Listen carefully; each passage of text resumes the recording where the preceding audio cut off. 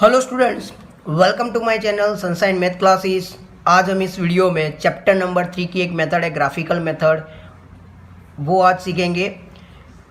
मैंने introduction part के अंदर आपको बताया था कि linear equation in two variable के अंदर सॉल्यूशन फाइंड आउट करने के लिए हमारे पास दो मेथड होती है, एक ग्राफिकल मेथड होती है, दूसरी अलजेब्रिक मेथड होती है। तो आज हम ग्राफिकल मेथड सीखेंगे कि किस तरह से linear equation in two variable के सॉल्यूशन फाइंड आउट हो गए। तो यहाँ पे linear equation in two variable solution find out करने का मतलब है हमें क्या करना है, एक्स और वाई दोनों की वैल्यू हमें ग्राफ की मदद से फाइंड आउट करनी है। तो यहाँ पे मैंने एक एग्जांपल दिया हुआ है कि x minus 2y is equal to 0, 3x plus 4y is equal to 20। जैसे हम 9th स्टैंडर्ड के अंदर करते थे कि हमें एक linear equation in two variable दिया था, फिर हम क्या फाइंड आउट कर लेते थे, इसके सॉल्यूशन फाइंड आउट कर लेते थे और उसको ग्राफ पे प्लॉट कर देते थे। तो उसी तरह से हमारे पास ऐसे कितने इक्वेशन है, 2 इक्वेशन है। तो दोनों के हम सेपरेटली सॉल्यूशन फाइंड आउट करेंगे, फिर उसको ग्राफ के ऊपर क्या कर लेंगे, प्लॉट कर देंगे। तो सपोज फर्स्ट में ले लेता हूँ कि x minus 2y is equal to 0। तो मैं इसको किस तरह से लिख सकता हूँ, therefore x is equal to 2y लिख सकता हूँ कि माइनस है यहाँ पे, तो ये प्लस हो जाएगा 2y। अब मैं क्या फाइंड आउट करूँगा, इसके सॉल्यूशन फाइंड आउट करूँगा। मिनिमम 2 और 3 सॉल्यूशन फाइंड आउट करने हैं, ज़्यादा फाइंड आउट करने की ज़रूरत नहीं है। तो ये हमारा x, सपोज यहाँ पे x लिख लेते हैं, यहाँ पे y लिख देते हैं। अब सपोज मैं यहाँ पे y की वैल्यू पुट करूँगा तो मुझे क्या मिल जाएगी, x की वैल्यू ऑटोमेटिकली मिल जाएगी। सपोज यहाँ पे मैं y की वैल्यू 0 पुट कर देता हूँ, तो 0 अगर मैं y की वैल्यू पुट कर रहा हूँ तो मुझे x की वैल्यू भी कितनी मिल जाएगी।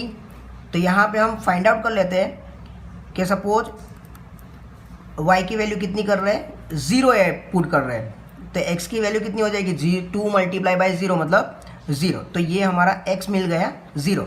सपोज यहाँ पे 1 वैल्यू पुट कर रहे हैं तो हमें क्या मिलेगा, तो 0 की जगह पे अब क्या वैल्यू आई जाएगी, 1 पुट कर देंगे तो 2 1 जा 2, तो हमारी x की वैल्यू कितनी मिल गई, 2 मिल गई। उसी तरह से कुछ दूसरी वैल्यू हम सोच सकते हैं, सपोज हम x की वैल्यू यहाँ पे पुट कर सकते हैं तो हमें y की वैल्यू भी मिल जाएगी। सपोज x की वैल्यू मैं यहाँ पे 1 रख रहा हूँ, यहाँ पे x की वैल्यू कितनी पुट कर रहा हूँ, 1, तो 1 इज इक्वल टू 2y, तो y इज इक्वल टू कितना हो जाएगा, ये यहाँ पे मल्टीप्लाई में, तो यहाँ पे क्या हो जाएगा, डिवाइड हो जाएगा। तो हमें y की वैल्यू कितनी मिल जाएगी, सपोज यहाँ पे x की वैल्यू मैंने 1 पुट की, तो y की वैल्यू कितनी मिल गई, 1/2। ओके, तो इस तरह से हमें 3 सॉल्यूशन मैंने यहाँ पे फर्स्ट इक्वेशन के फाइंड आउट कर लिए हैं। अब उसी तरह से ये जो हमारा सेकंड इक्वेशन दिया गया है 3x plus 4y is equal to 20, उसके भी हम 3 सॉल्यूशन फाइंड आउट कर लेंगे। तो यहाँ पे सपोज x की वैल्यू मुझे रखनी है, तो ये जो भी वैल्यू मैं उस साइड पे ले जाऊँगा, इक्वल टू के इस साइड पे ले लूँगा, तो यहाँ पे 20 है, ये प्लस है, तो यहाँ पे क्या हो जाएगा 4y, माइनस हो जाएगा डिवाइड बाय, ये मल्टीप्लिकेशन में, तो यहाँ पे क्या हो जाएगा, डिवाइड हो जाएगा। तो यहाँ पे ब्रैकेट बना देते हैं,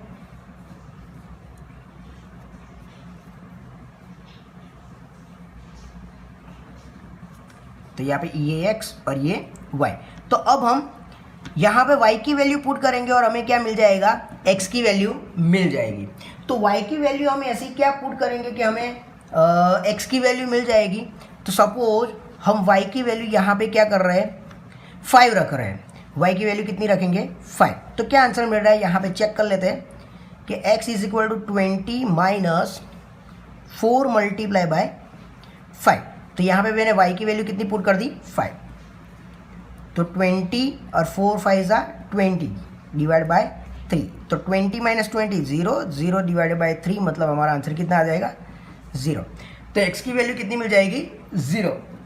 उसी तरह से सपोज कुछ और सोचते हैं कि और क्या मिल सकता है। सपोज यहाँ पे हम वैल्यू पुट कर देते हैं 3 पुट कर देते हैं सपोज, तो 3 पुट करेंगे तो ये 12 हो जाएगा, और ये 20 में से 12 माइनस करेंगे तो क्या बचेगा, 8 बचेगा। तो 8 डिवाइडेड बाय क्या हो जाएगा, 3 हो जाएगा। सपोज यहाँ पे हमने कितना पुट कर दिया, 3 पुट कर दिया। ओके, तो x की वैल्यू हमें क्या मिलेगी, 20 माइनस 4y, तो y की जगह पे हमने अब हम कितना रखेंगे, 3, डिवाइड बाय 3, तो 20 माइनस 12 डिवाइड बाय 3, तो हमारा आंसर क्या रहेगा 20 माइनस 12 डिवाइड बाय 3, तो यहाँ पे 8 डिवाइड बाय 3, अब 8 डिवाइड बाय 3 तो होता नहीं है, तो यहाँ पे क्या रख देंगे 8, ओके, 8 डिवाइड बाय 3 हो जाएगा ये। आगे क्या आंसर रहेगा हमारा, एक और वैल्यू ले लेते हैं कि सपोज यहाँ पे कौन सी वैल्यू रखेंगे दूसरी, तो दूसरी सपोज कि हम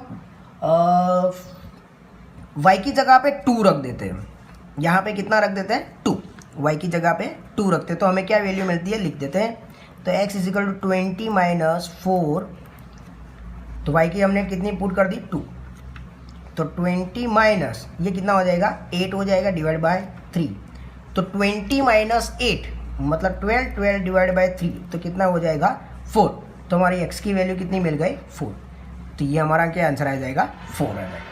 ओके, तो इस तरह से हमें वैल्यू मिल रही है। सपोज यहाँ पे अगर 1/2 में पता ना चलता हो तो 1 को 2 से डिवाइड करेंगे तो कितना आंसर आ जाएगा 0.5 हो जाएगा, और यहाँ पे 8 को 3 से डिवाइड कर लेंगे तो कितना आंसर मिल जाएगा, तो 3 2 ज़ा 6 हो जाएगा, 20.3 6 ज़ा 18 मतलब 2.67 समथिंग आंसर रहेगा हमारा, 6 पीछे तो आ जाएगा इसलिए 2.67, इसलिए हमें पता चले कि एग्जैक्ट किसके बीच में आएगा, ये 2 और 3 के बीच में वैल्यू है, तो हमें ग्राफ के ऊपर क्या प्लॉट करने में आसानी रहेगी 8.8/3 को।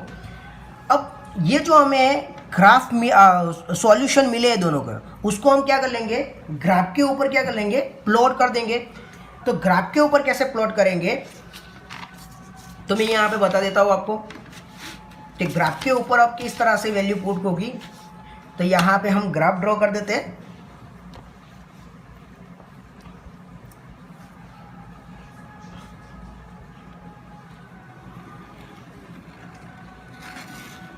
ग्राफ अपने हिसाब से ड्रॉ करना, अगर सपोज माइनस की वैल्यू दी गई है तो उस हिसाब से ड्रॉ किया जाए, अगर सारी की सारी वैल्यू पॉजिटिव है तो उस हिसाब से ग्राफ को ड्रॉ करना है।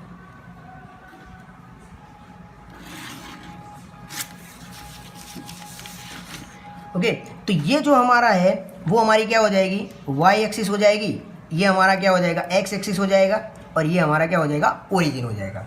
अब हम यहाँ पे देख लेते हैं कि हमारी वैल्यू देखो, यहाँ पे जो ग्राफ ये जो सॉल्यूशन हमने फाइंड आउट किया हुआ है सबसे ज़्यादा उसके अंदर लार्जेस्ट नंबर 2 मिल रहा है और 0 मिल रहा है, यहाँ पे भी ज़्यादा से ज़्यादा 5 मिल रहा है और 0 मिल रहा है, तो इसका मतलब कि हमें यहाँ पे उस तरह से वैल्यू लेनी है कि दोनों इक्वेशन के सॉल्यूशन है वो एक ही ग्राफ के आ जाए, इसलिए हमें पता चले कि वहाँ पे लाइन कैसी मिलेंगे और उस हिसाब से हमें सॉल्यूशन मिलेंगे।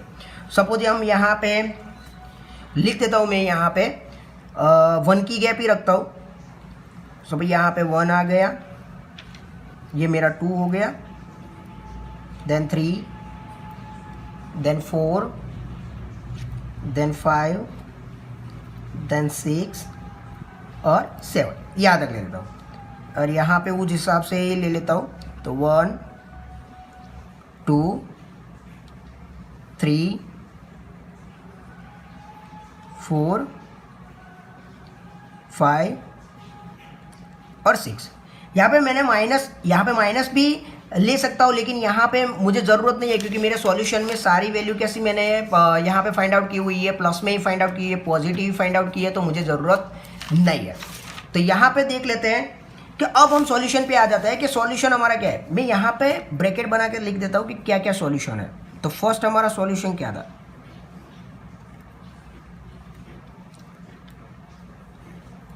चलो x और y तो 0 0 था, फिर और 2 और 1 था, 1 और कितना दिया गया है 1/2, तो यहाँ पे मैं 0.5 लिख दूँ।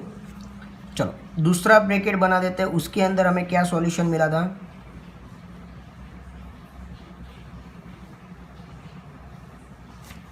तो वहाँ पे 0 और 5 मिला था।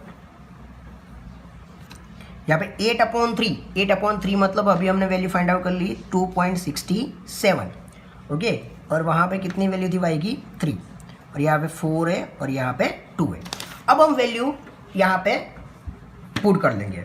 चलो, तो x की वैल्यू कितनी है, 0 है, ओके, और y की वैल्यू कितनी है, वो भी 0 है। इसका मतलब कि दोनों के दोनों पॉइंट कहाँ पे है, ओरिजिन पे रहेंगे। दोनों की वैल्यू कितनी आई है, 0 आई है। दूसरा क्या है, x की वैल्यू 2 है और y की वैल्यू कितनी है, 1 है, तो यहाँ पे आ जाएगा हमारा, ओके। देन x की वैल्यू कितनी है, 1 है, और y की वैल्यू कितनी है, 0.5, तो कुछ 1 और ये 0 के बीच में रहेगा यहाँ पे, तो हमारी यहाँ पे आ जाएगी, ओके। तो तीनों पॉइंट हमने बता दिए, तो उस हिसाब से हम तीनों पॉइंट हमारे आ जाएंगे। उस हिसाब से हम क्या कर लेंगे, इसको ज्वाइन कर लेंगे।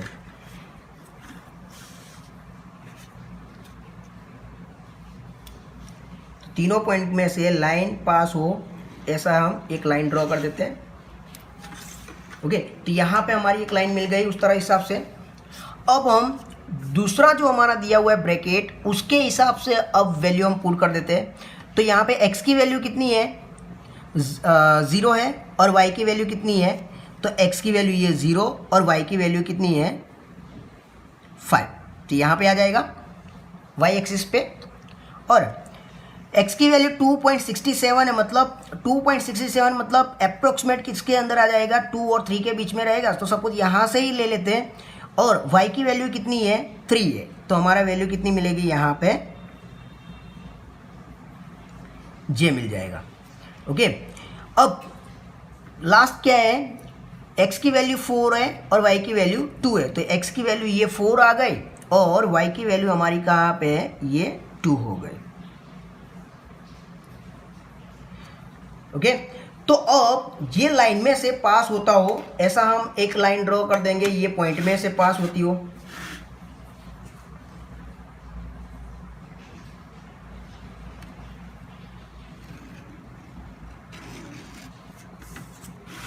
ओके। तो हमें यहाँ पे 2 लाइन मिल गई है और 2 लाइन कुछ इस पॉइंट पे क्या कर रही है, इंटरसेक्ट कर रही है। अब हम यहाँ से x एक्सिस पे एक पॉइंट ड्रॉ करेंगे और दूसरा पॉइंट y एक्सिस पे ड्रॉ करेंगे। तो सपोज यहाँ से मैं x एक्सिस पे ड्रॉ कर रहा हूँ, तो ये यहाँ पे मेरा कहाँ पे मिल रहा है, 4 पे मिल रहा है, ओके। और दूसरा यहाँ से अगर मैं ड्रॉ कर देता हूँ तो ये पॉइंट मेरा कहाँ पे मिल रहा है, वो भी चेक कर लेते हैं, किसके ऊपर मिल रहा है, 2 के ऊपर मिल रहा है, ओके।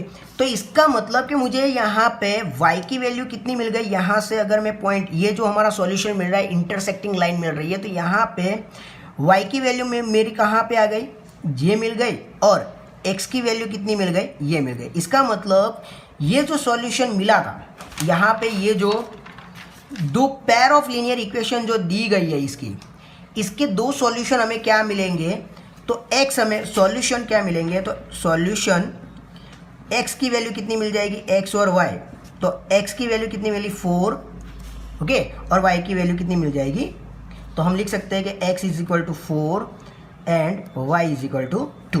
तो ये हमारा क्या होगा, आंसर हो जाएगा। तो इस तरह से हम ग्राफ की मदद से इस तरह से लीनियर इक्वेशन इन 2 वेरिएबल के सॉल्यूशन फाइंड आउट कर सकते हैं। तो आई होप कि आपको ये पूरी मेथड समझ में आ गई होगी। अगर आपको कोई डाउट है तो मुझे आप कमेंट में बता सकते हो। Thank you.